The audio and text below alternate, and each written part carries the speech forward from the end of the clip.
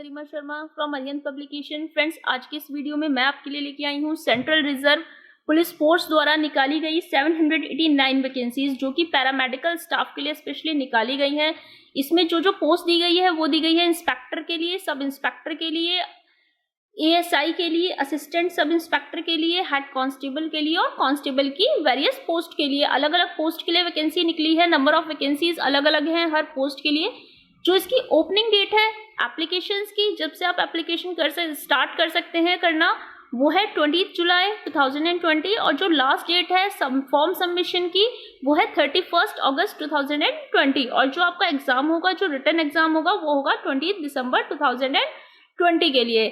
अगर आप अप्लाई करना चाहते हैं तो ऑफिशियल वेबसाइट जो है सेंट्रल रिजर्व पुलिस फोर्स की www.crpf.gov.in, इसके थ्रू आप अप्लाई कर सकते हैं। तो बात करते हैं जो पोस्ट निकली है उनके बारे में, कौन कौन सी पोस्ट है, क्या क्या एजुकेशनल क्वालिफिकेशन रिक्वायर्ड है इन पोस्ट के लिए अप्लाई करने के लिए, क्या पे स्केल है, किस कैटेगरी वाइज कितनी कितनी वैकेंसीज हैं, क्या एज लिमिट है, कितनी एज होना जरूरी है और उसके बाद कौन कौन सी स्टेजेस हैं जिन्हें पार करके आप इस पोस्ट के लिए को क्लियर कर सकते हैं और जॉब आपको मिल सकती है।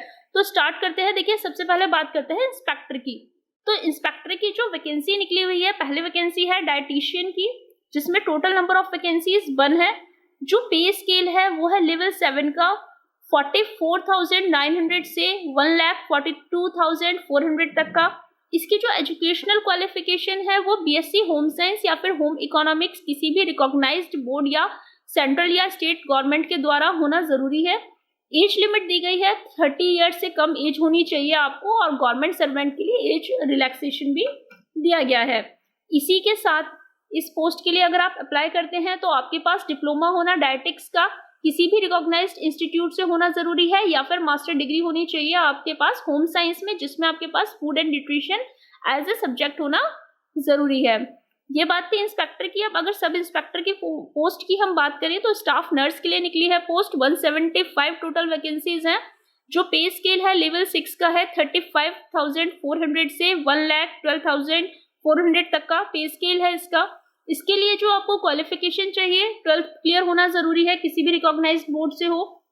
इसी के साथ 3.5 ईयर का डिप्लोमा होना जनरल नर्सिंग में या मिडवाइफरी में होना जरूरी है और जो आपका वो है डिप्लोमा है वो रजिस्टर्ड होना आपको जरूरी है, किसमें, सेंट्रल नर्सिंग काउंसिल में या फिर किसी भी स्टेट नर्सिंग काउंसिल में जहां से आपने नर्सिंग का कोर्स किया है।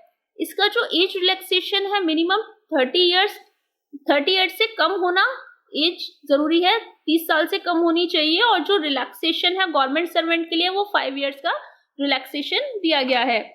जो नेक्स्ट वैकेंसी है हमारी सब इंस्पेक्टर के लिए वो है रेडियोग्राफर की।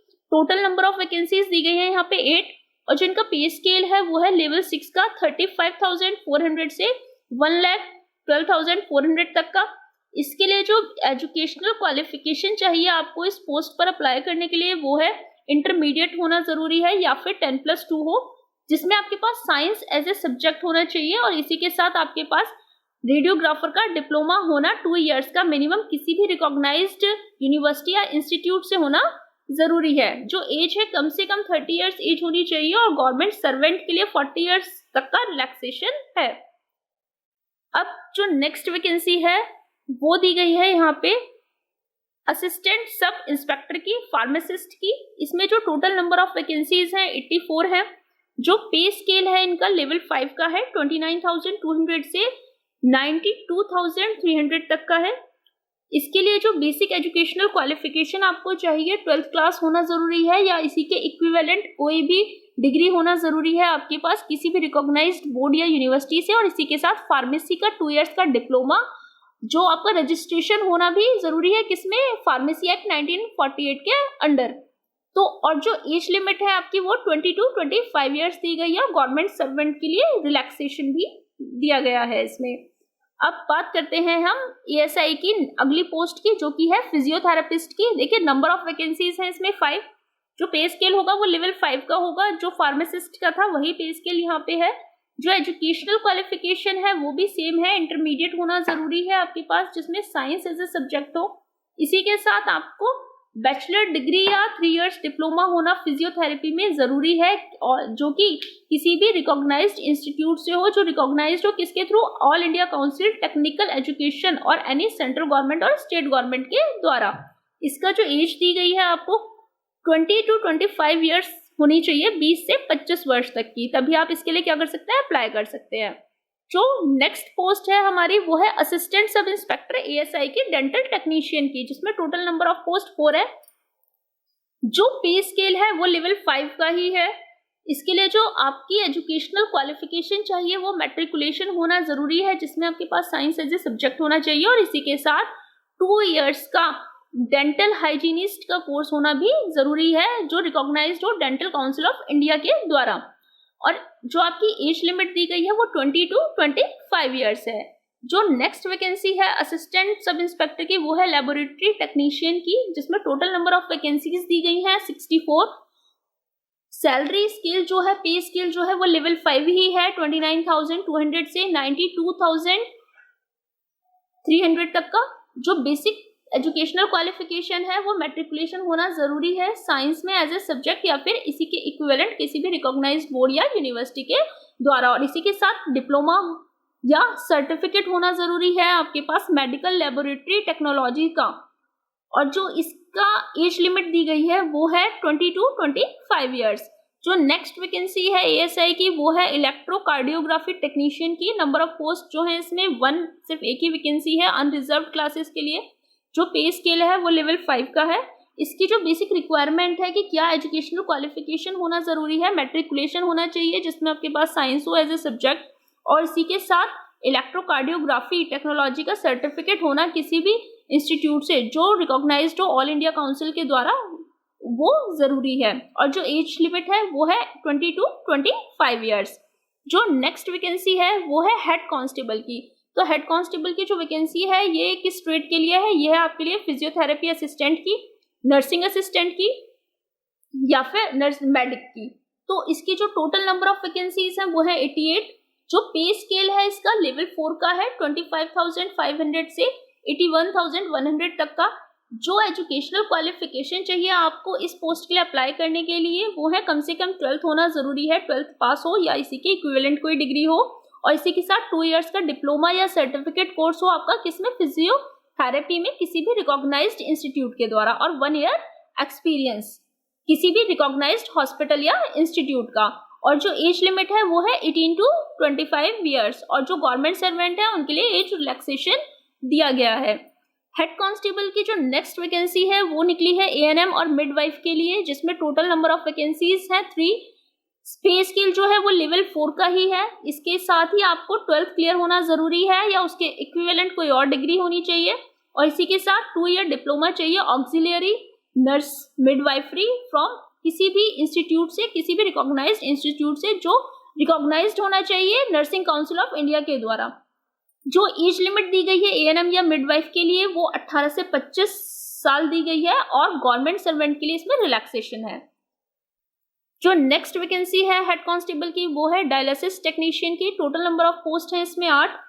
जो पे स्केल है वो लेवल 4 का ही रहेगा, और जो एजुकेशनल क्वालिफिकेशन है इसके लिए वो है दी गई है आपके पास 12th क्लास होना जरूरी है, 2 इयर्स का डिप्लोमा होना चाहिए डायलिसिस टेक्निक्स का, या फिर इसी के कोई इक्विवेलेंट हो किसी भी रिकॉग्नाइज्ड इंस्टीट्यूट से, इसी के साथ 1 ईयर का एक्सपीरियंस होना भी जरूरी है। और जो एज लिमिट है वो है 18 to 25 ईयर्स, और जो गवर्नमेंट सर्वेंट है उनके लिए रिलैक्सेशन है। हेड कांस्टेबल की नेक्स्ट पोस्ट है जूनियर एक्सरे असिस्टेंट की, जिसमें टोटल नंबर ऑफ वैकेंसीज है 84। लेवल 4 का पे स्केल होगा इसमें। जो मैट्रिकुलेशन है वो होना जरूरी है साइंस, जिसमें आपके पास एज ए सब्जेक्ट होना चाहिए, और इसी के साथ 2 इयर्स का डिप्लोमा होना जरूरी है। 2 इयर्स, इसी के साथ आपका 2 ईयर का डिप्लोमा होना इसमें जरूरी है। जो नेक्स्ट वैकेंसी है वो दी गई है हेड कांस्टेबल लेबोरेटरी असिस्टेंट की। अब जो हेड कांस्टेबल की वैकेंसी है इसके लिए टोटल नंबर ऑफ वैकेंसीज है 5। जो पे स्केल होगा वो लेवल 4 का होगा। जो एजुकेशनल क्वालिफिकेशन चाहिए आपको इसके लिए वो है मैट्रिकुलेशन एज ए साइंस, जिसमें आपके पास साइंस एज ए सब्जेक्ट होना जरूरी है किसी भी रिकॉग्नाइज्ड बोर्ड या यूनिवर्सिटी से, या इसके इक्विवेलेंट कोई और डिग्री हो। इसी के साथ लेबोरेटरी असिस्टेंट का सर्टिफिकेट होना जो अप्रूव किया गया हो किसके थ्रू, किसी भी सेंट्रल गवर्नमेंट या स्टेट गवर्नमेंट के इंस्टीट्यूट के द्वारा अप्रूव होना चाहिए। इसी के साथ ही डिप्लोमा होना चाहिए आपके पास किसमें, मेडिकल लेबोरेटरी टेक्नोलॉजी का। और जो इसकी एज लिमिट है वो दी गई है 20 to 25 ईयर्स। इसके साथ ही जो नेक्स्ट वैकेंसी है देखिए वो है हेड कांस्टेबल इलेक्ट्रीशियन की। नंबर ऑफ पोस्ट है 1। जो पे स्केल रहेगा इसमें भी लेवल 4 का ही रहेगा। इसके लिए भी जो आपको एजुकेशनल क्वालिफिकेशन चाहिए, मैट्रिक होनी चाहिए आपकी, और इसी के साथ डिप्लोमा होना जरूरी है इलेक्ट्रीशियन ट्रेड में किसी भी इंस्टीट्यूट से, सेंट्रल गवर्नमेंट या स्टेट गवर्नमेंट के। और इसके साथ ही अगर आप पॉलिटेक्निक या फिर गवर्नमेंट पॉलिटेक्निक या फिर इंडस्ट्रियल ट्रेनिंग इंस्टीट्यूट से भी सर्टिफिकेट जो है वो भी यहाँ पे वैलिड होगा। और जो एज लिमिट है इसकी वो दी गई है 20 to 25 ईयर्स। जो नेक्स्ट वैकेंसी है हेड कांस्टेबल की वो है स्टीवर्ड की, जिसमें टोटल नंबर ऑफ वैकेंसीज है 3। लेवल 4 के लिए है ये वैकेंसी। और इसमें जो जनरल क्वालिफिकेशन चाहिए आपको वो चाहिए मैट्रिकुलेशन होना किसी भी रिकॉग्नाइज्ड बोर्ड से, और इसी के साथ डिप्लोमा होना चाहिए फूड बेवरेजेस सर्विस का किसी भी रिकॉग्नाइज्ड इंस्टीट्यूशन और सेंट्रल गवर्नमेंट या स्टेट गवर्नमेंट के द्वारा। जो एज लिमिट है इसके लिए वो है 18 to 23 ईयर्स। अब जो कांस्टेबल की वैकेंसी है उनकी बात करते हैं। जो कांस्टेबल के लिए वैकेंसी निकली है, सबसे पहली वैकेंसी है मसालची की, जिसमें टोटल नंबर ऑफ वैकेंसीज है 4।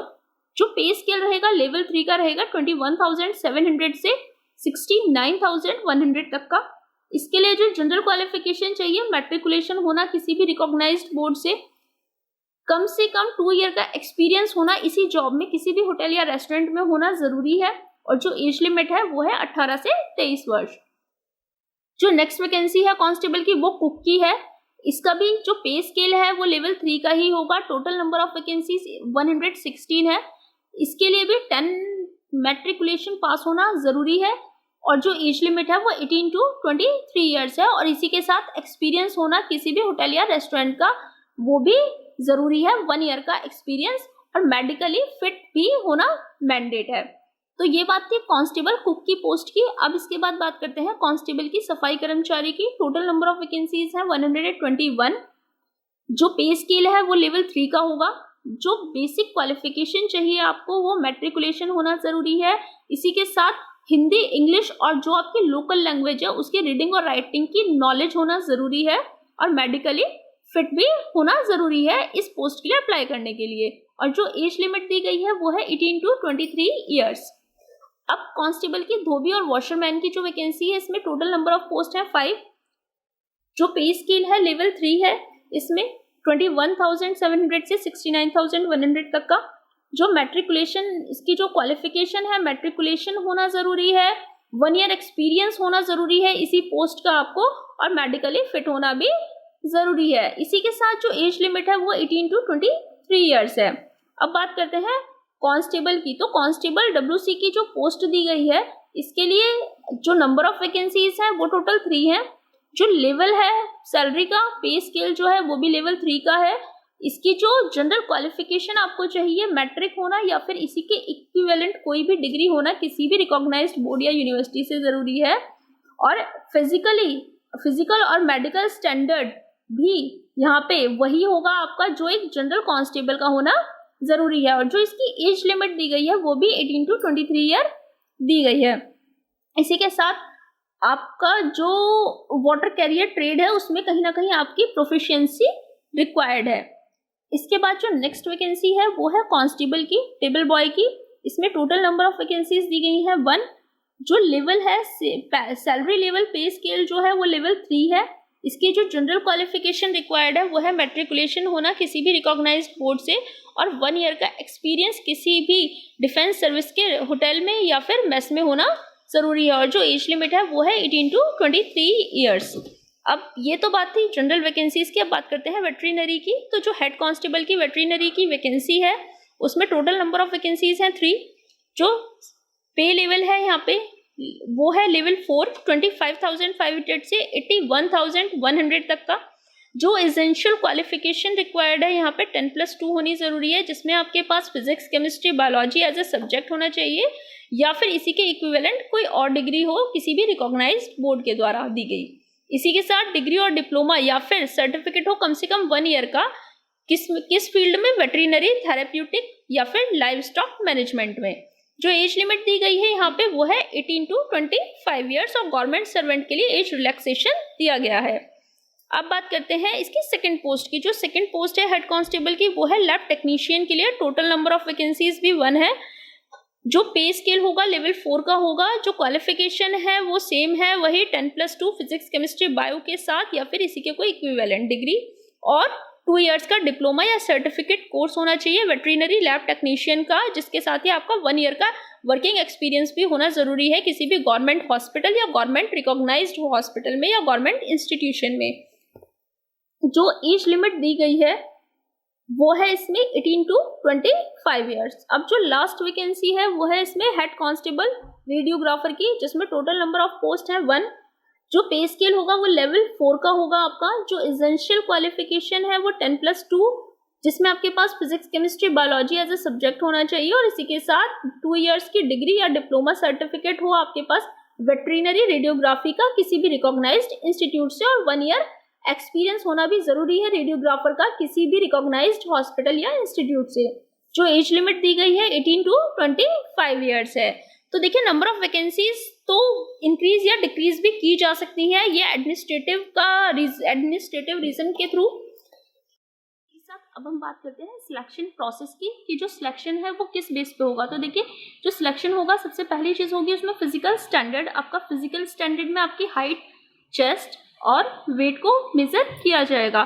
तो जो इंस्पेक्टर, सब इंस्पेक्टर, एएसआई और हेड कांस्टेबल की पोस्ट पे अप्लाई करना चाहते हैं उनके लिए जो मेजरमेंट होगा हाइट के लिए, यूआर के लिए, ईडब्ल्यूएस के लिए, एससी और ओबीसी के लिए मेल कैंडिडेट के लिए 170 सेंटीमीटर और फीमेल कैंडिडेट के लिए 157 सेंटीमीटर। और जो चेस्ट का मेजरमेंट होगा वो होगा अनरिजर्व्ड के लिए, इकोनॉमिकली वीकर सेक्शन के लिए, शेड्यूल कास्ट के लिए और अदर बैकवर्ड क्लासेस के लिए मेल के लिए 80 सेंटीमीटर और फीमेल के लिए ये एप्लीकेबल नहीं है। इसी के साथ जो रिलैक्सेशन है शेड्यूल ट्राइब और हिल पीपल के लिए यहाँ पे रिलैक्सेशन होगा। शेड्यूल ट्राइब की अगर हम बात करें तो मेल कैंडिडेट्स के लिए 162.5 सेंटीमीटर रिक्वायर्ड है हाइट और फीमेल के लिए 150 सेंटीमीटर। और वो जो लोग पहाड़ी इलाकों से बिलोंग करते हैं, हिल पीपल्स हैं, उनके लिए मेल कैंडिडेट्स के लिए 165 सेंटीमीटर और फीमेल के लिए 155 सेंटीमीटर। इसी के साथ जो चेस्ट में रिलैक्सेशन है वो भी मेल कैंडिडेट्स के लिए जो शेड्यूल ट्राइब से बिलोंग करते हैं 76 to 81 सेंटीमीटर है, फीमेल के लिए एप्लीकेबल नहीं है दोनों ही कंडीशंस में।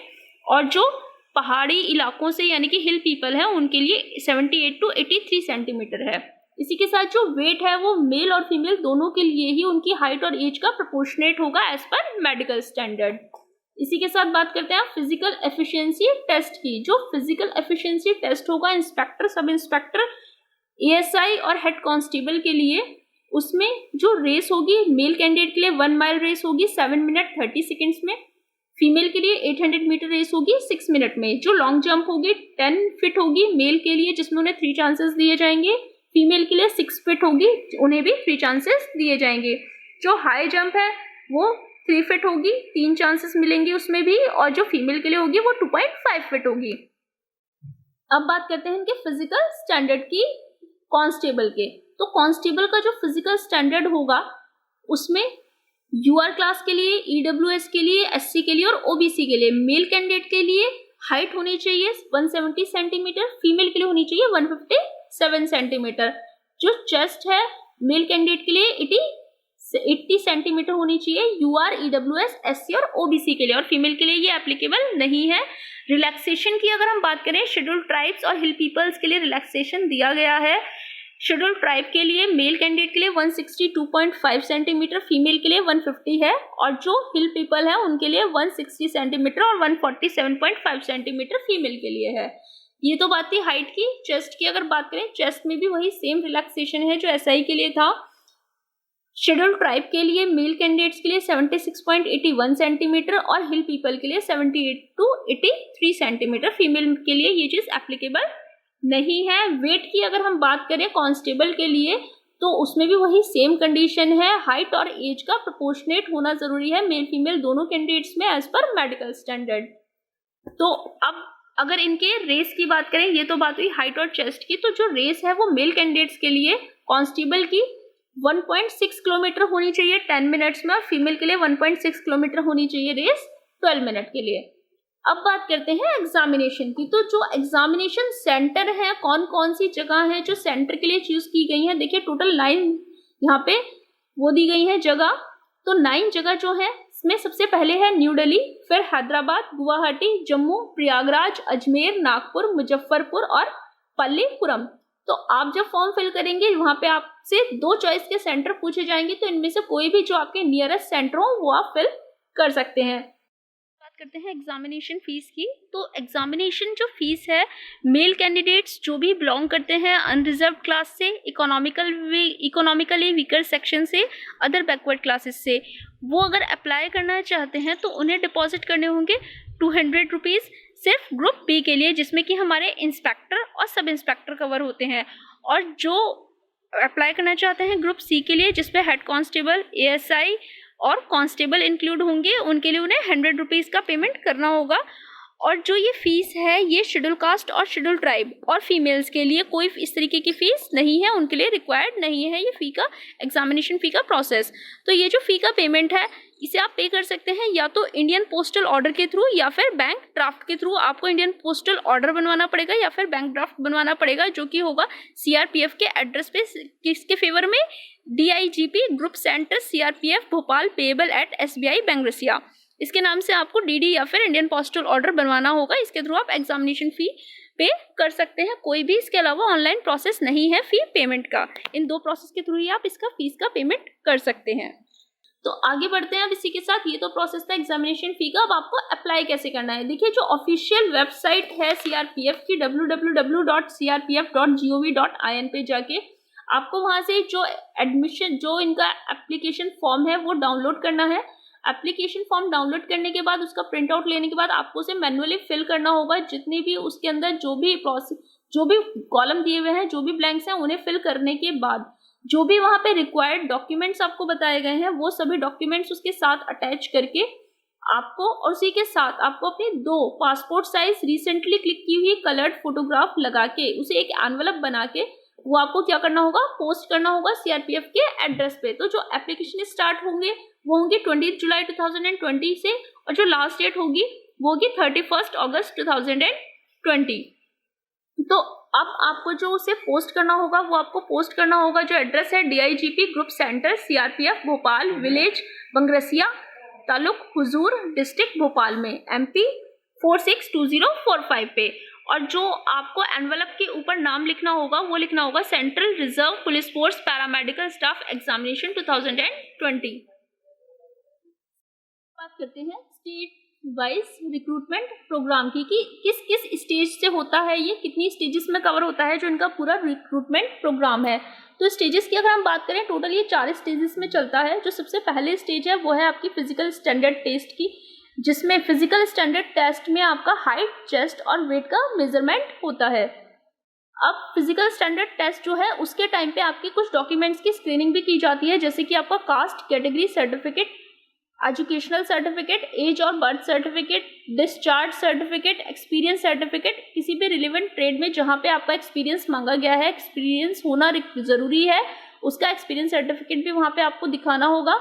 और अगर आप किसी गवर्नमेंट डिपार्टमेंट में वर्किंग है तो वहाँ का एनओसी भी आपको शो करना होगा। इसी के साथ अगर आप इकोनॉमिकली वीकर सेक्शन से बिलोंग करते हैं तो उसका सर्टिफिकेट भी आपको वहाँ शो करना होगा फिजिकल स्टैंडर्ड टेस्ट के टाइम पर।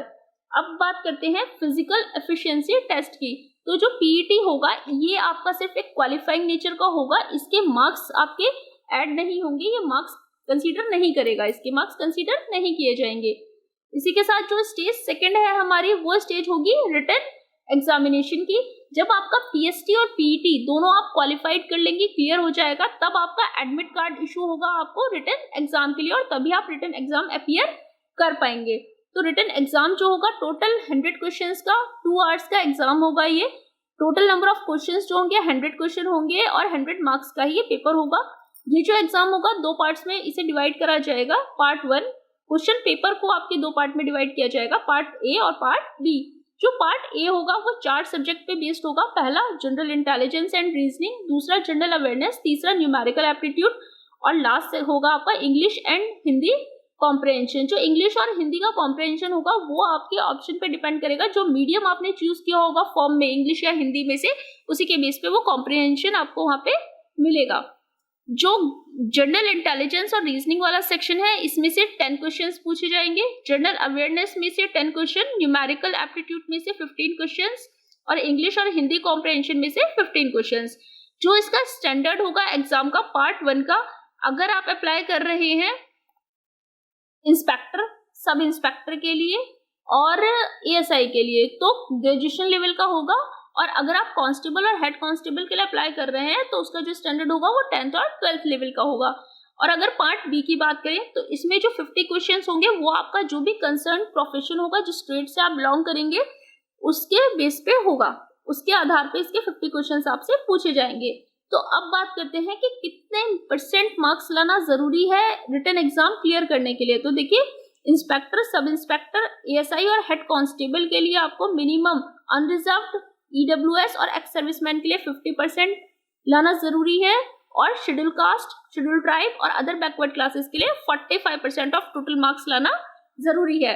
अगर कांस्टेबल की पोस्ट की बात करें तो कांस्टेबल की पोस्ट के लिए अनरिजर्व्ड, ईडब्ल्यूएस और एक्स सर्विसमैन के लिए 45% ऑफ टोटल मार्क्स लाना जरूरी है, और शेड्यूल कास्ट, शेड्यूल ट्राइब और अदर बैकवर्ड क्लासेस के कैंडिडेट्स के लिए 40% मार्क्स लाना जरूरी है। जो आपका क्वेश्चन पेपर होगा वो मल्टीपल चॉइस क्वेश्चन बेस्ड होगा, और जो क्वेश्चंस होंगे वो आपके बाइलिंगुअल हिंदी और इंग्लिश दोनों लैंग्वेजेस में होंगे।